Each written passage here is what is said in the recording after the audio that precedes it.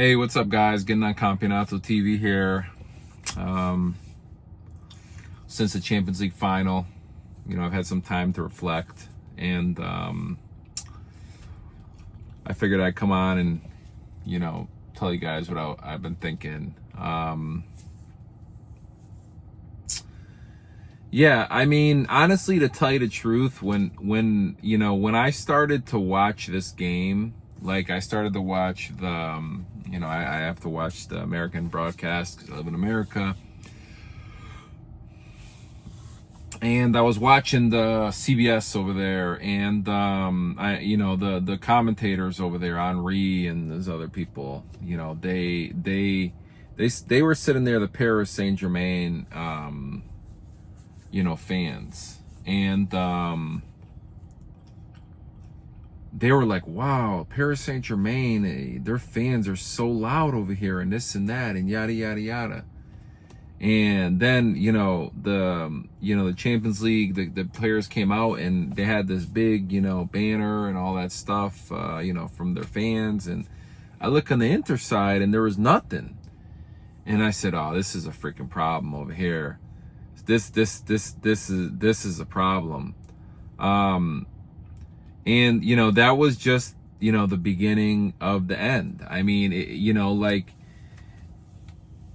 everybody's had a day, like this. Just nothing went right for them that day. Starting from, I don't know if this is true, but I heard that their fans, they couldn't put any banners or something like that because some of them got in trouble, like the leaders of the ultras and stuff like that. So, right from the beginning, it was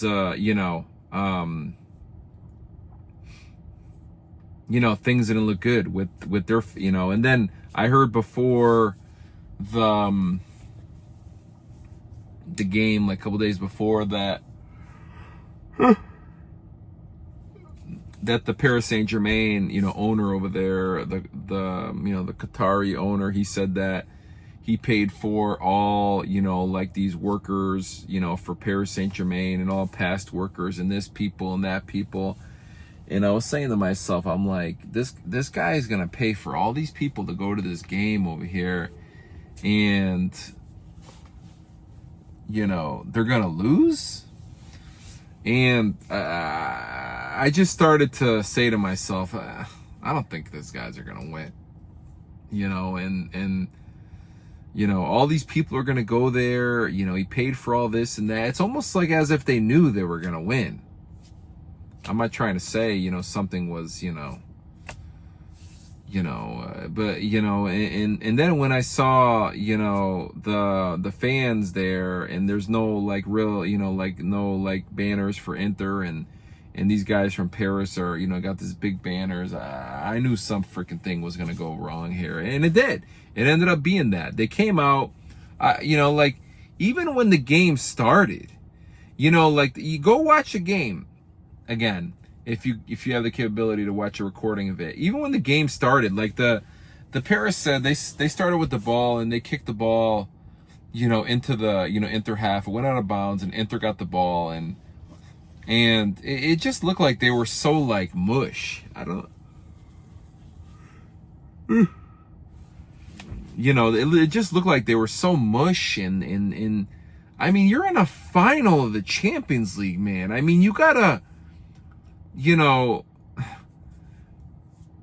That could happen once in your life, maybe twice, maybe once, who knows, maybe never, and it just seemed like it was just like an exhibition or something for Inter. It just was crazy. I've never seen something that's like this ever. I never seen such a thing. Like, I looked at all the results from Inter this year, and they never lost this bad. Besides, I think they lost to AC Milan in the Coppa Italia semifinal 3-0. And I don't think they had their strongest lineup, and I think they lost another time with AC Milan, and I even looked back and I saw I saw, because I know Inter, they played Monaco from the French league in the Champions League, and I think they beat them like 3-0 or 3-1 or 4-1. I think they beat them by 3 goals. And then I saw what Monaco did with Paris, and I think they lost all the times they played them this year, but they were mostly competitive games. And so I just don't freaking understand how this team could lose 5-0. It just something. It's crazy to me. It is crazy. I mean, now I'm hearing from Italian reports that Inzaghi's been talking about this Halil. I don't even know how to pronounce it, for a couple months, or maybe he wasn't. Maybe he was focusing, when he should have been preparing for the Champions League final. Maybe he was focusing on that too much and not the game. I don't know. You know what I mean? It's a distraction if that's in the media. And I'm not making no excuses and taking away from what Paris did. They worked their butt off and they deserve to win. But, it's like if anything could have went wrong, it went wrong. And then, the substitutions that Inzaghi made, like Bisic, he goes in there and for 5 minutes and then he's injured. This brought me back immediately to, I think it was Euro 2012 when Italy played Spain in the Euro final. And I think I forgot who it was. I think Cesare Prandelli put in Motta in the second half, and then he got injured immediately, but that was the last sub, and they had to play a man down the rest of the game. They ended up losing 4-0. So, I mean, this was just a total disaster.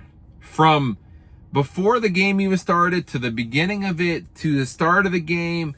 DeMarco, the first goal, he keeps the guy on side. I don't even know why you would go to the other side. I mean, I know why he probably wanted to go to the other side to try to block that first shot. But you can't do that, man. Like, you have Summer as a goalie, and you gotta let him try to save that ball. And it just seemed like that right side, they were targeting it, and DeMarco, I don't know. And then the second goal over there, everybody is shitting on DeMarco over here. But what about Barella? The ball was going out of bounds, and he was in front of the PSG player. The PSG player from behind wins the ball and saves it from going out, and all of a sudden it's a counterattack. You know what I mean? Like, those guys were like starving wolves, and that's how you have to play. That's how you have to play. I get, maybe Inzaghi said, listen, let's go out there and let's, sit back and see what these guys do. But when you guys, see that these guys are out there looking for blood. I mean, Kvaratskhelia in the 80th minute up 4-0. The guy is tracking Dumfries back, and steals the ball. Like, that's what we're talking about. Like, you're not, those guys they want blood. They want to win that thing. I did not see the hunger or anything, from Inter. They're not a 5-goal differential team with PSG. How is that even possible?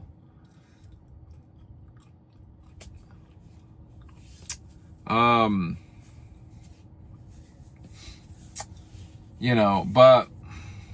what are you going to do? I think, I think some of it was due to, just bad luck. And, I think, possibly some of it was due to Inzaghi, like he was, caught up on this, I mean, think about it. If you guys got a job, if I got a job, and then, some other company or whoever is like, hey, you want to come, work for us, we'll give you more money. You're probably gonna, start looking into that, that situation if you're not happy where you are. And now add this on it. If they're doubling your salary, pretty much, what are you gonna say? You know what I mean?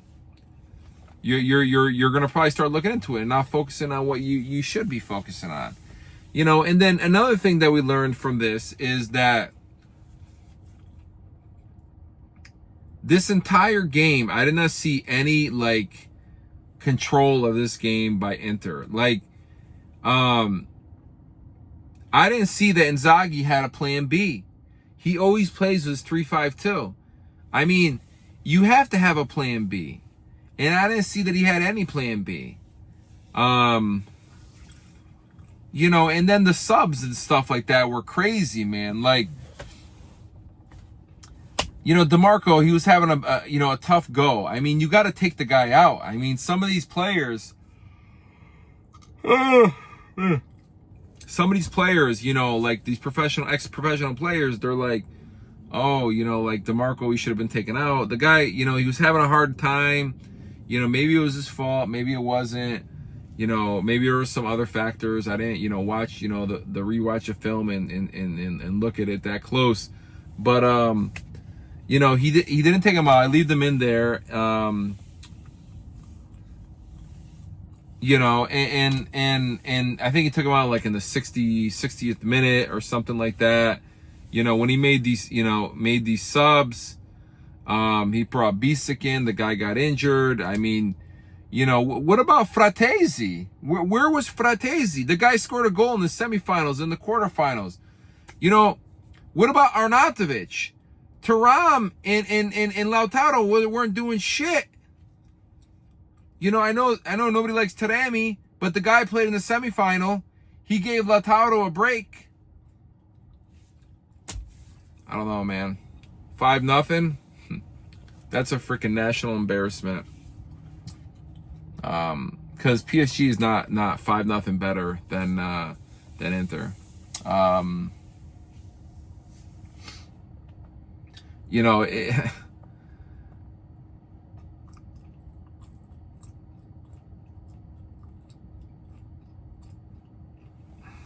now anytime, you know, like, you know, people talk about the worst defeat in Champions League history, they're going to associate it with an Italian team unless somebody does worse, which, you know, so anyways, Inter, I mean, you know, I know I'm recording this now. I posted that Inzaghi, you know, he's leaving, and I think it's best that he leaves, you know, after this 5-0. If he's got another job for whatever, $20 million, whatever, go do what you got to do. I think it's best to Inter. They have, you know, a fresh new start, because psychologically, these players, they have to be like damaged, man, and you know, I think a fresh new start. You know, they need some new players. I mean, I don't want to see Mkhitaryan or Çalhanoğlu anymore.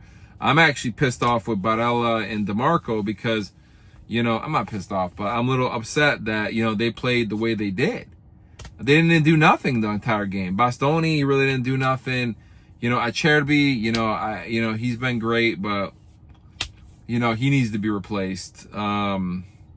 So they need to have you know, a revolution with some new young talent.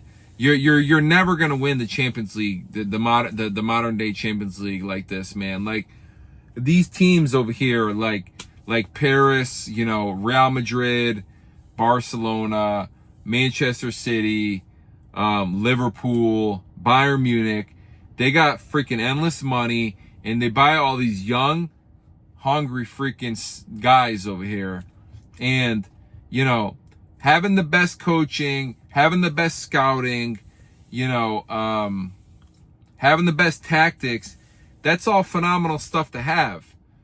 But it's not always going to win you the biggest prizes. You need to have the best players too, and those teams have a significant advantage of us. I just posted about something over here, you know, earlier about you know, I used the following of, you know, these teams. You know, Inter Milan has 14 million followers on Instagram. This team, Al Hilal, has like 10. Inter Miami has 17. Like, to me, that's absolutely crazy. And you know, I'm not blaming anyone, but this goes to show you of the, you know, whoever, you know, has been marketing these teams and, you know, globalizing the Serie A and its clubs, you know, what they've been doing up until 5 years ago, hasn't been, like working. How does Inter Miami have more followers? How does Al Halil or whatever? Inter Milan has been around for probably over 100 years. And somebody said, "Oh, who cares how many followers they got?" That's a big deal. That's a big deal.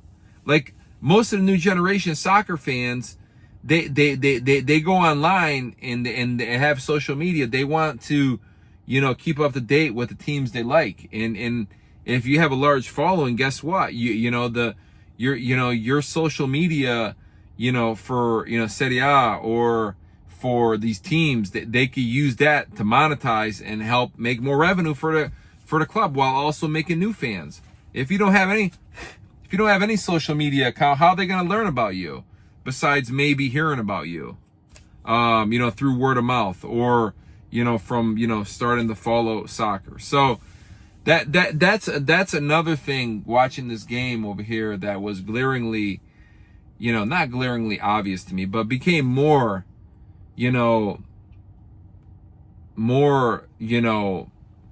even know what the word is, more, it got more in my focus, that it's so hard to win the Champions League. And then when you have these teams like Paris Saint-Germain, that they got all these guys, I don't even know many of them, Vitinha, whatever his name is, Dembele, Desiree Doué, Kvaratskhelia, all these guys, they're under 24 years old, they're hungry, they're getting a lot of money because the club pays them, these big salaries and stuff like that.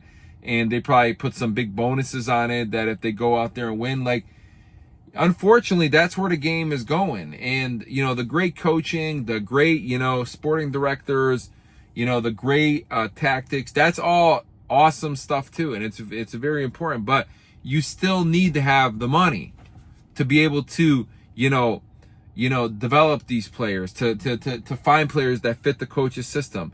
This has become even more of an international, this has become even more of globalized sport. Not that soccer was never globalized, but it's even more globalized now. There's a lot of, different countries that want to be involved with it. There's the Asian countries, there's the African countries, there's the, North American countries. They want to be involved. And there's talents coming out of here, and, they're going to, the whoever pays the most. And,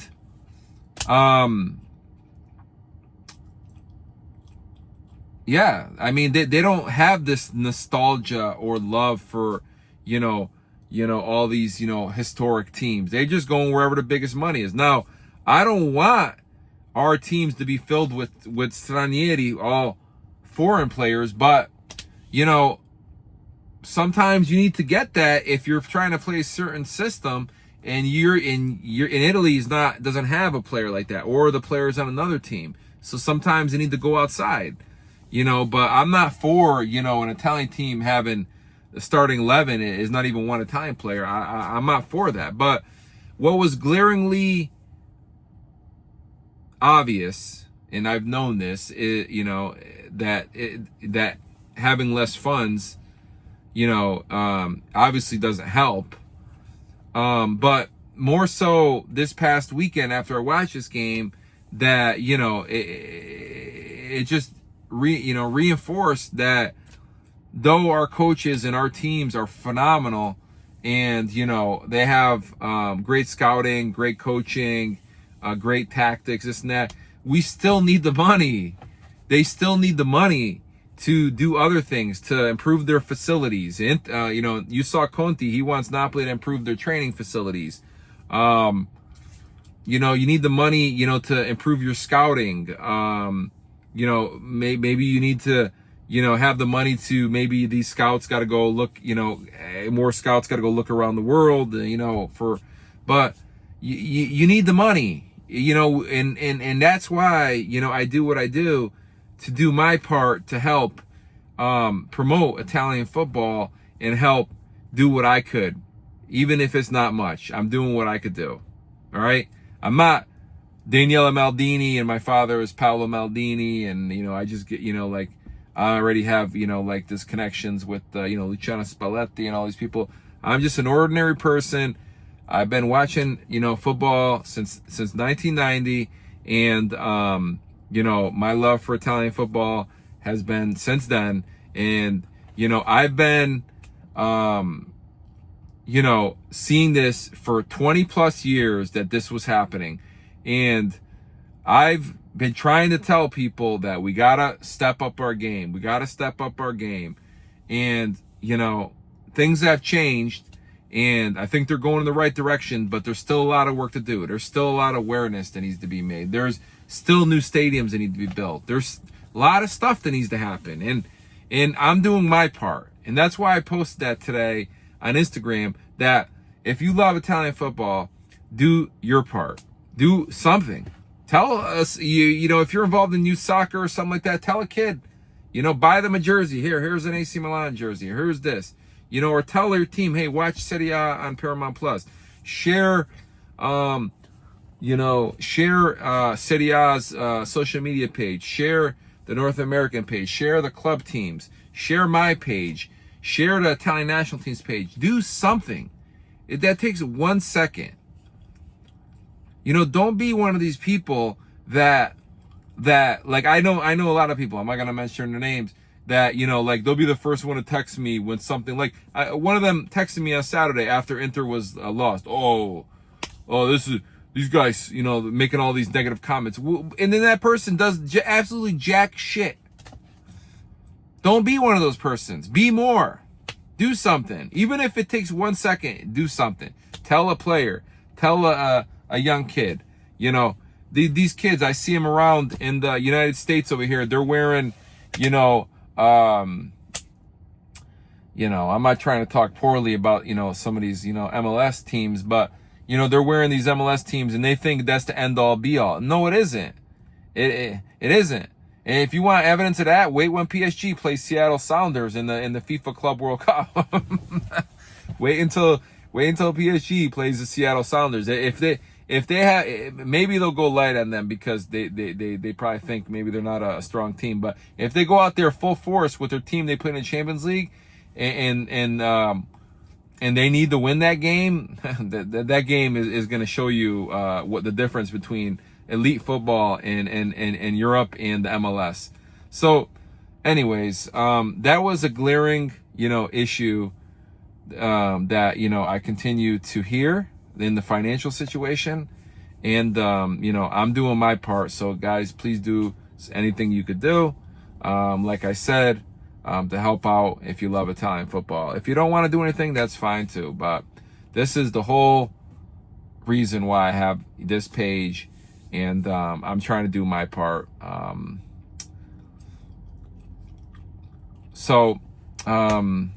As you guys know, Inzaghi's leaving today, like I said.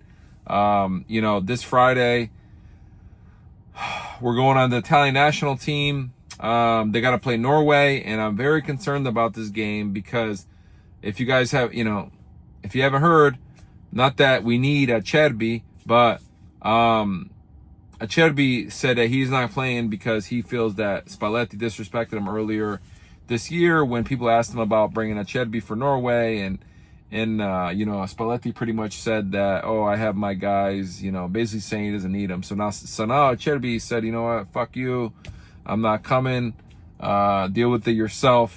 And also I heard today that Gabbia from AC Milan got injured. So I don't know who's going to play center back for Italy against Norway. I don't know if Buongiorno could play. So I guess we'll see. I'm very concerned about it, especially because of that, and also because of the fact that Barella, DeMarco, and Bastoni, they just came off of an ass whipping in the Champions League. So I don't know where they are mentally. I don't know where they are. So, but this game is absolutely massive. We need to win this game. It's no freaking ifs, ands, or buts, because our biggest competition is Norway in this group. If we win this game, we are in a very good position moving forward.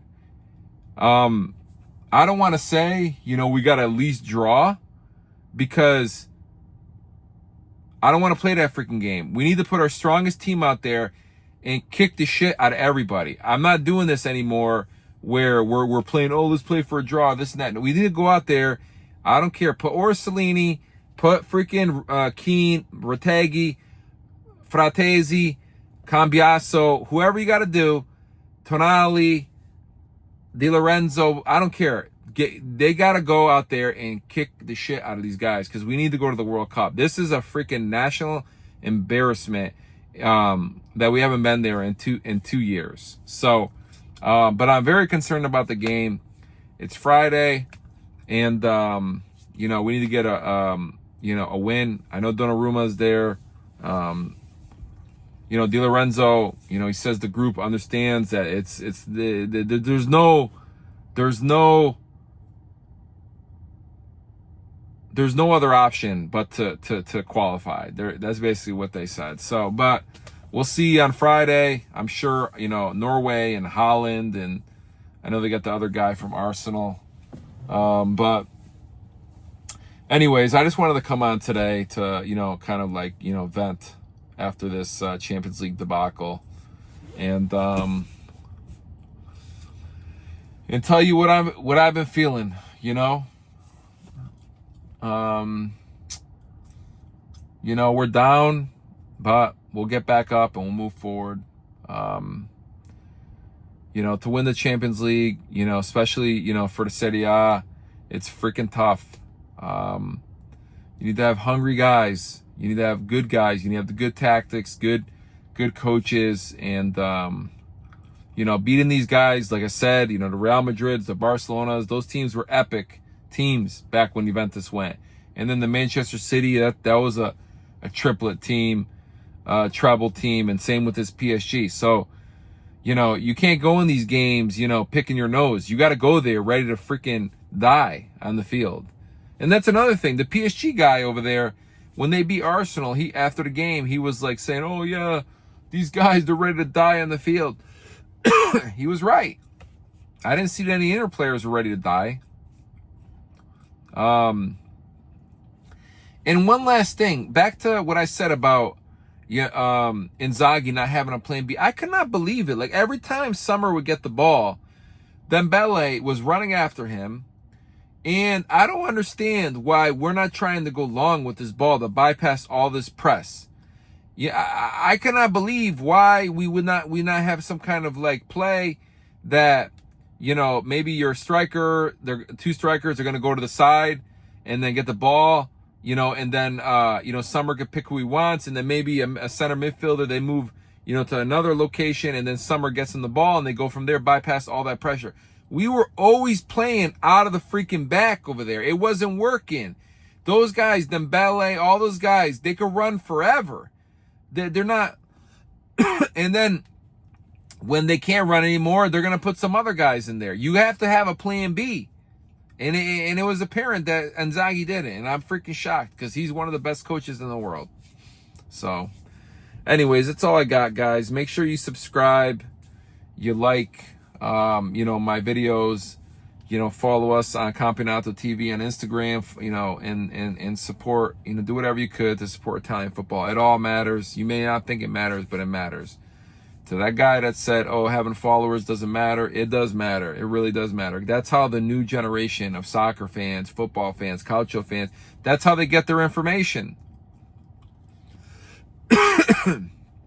So, I'll see you guys. And don't forget, we're going to the Club World Cup in California to see Inter. We hope to have some good stuff there for you guys. See ya.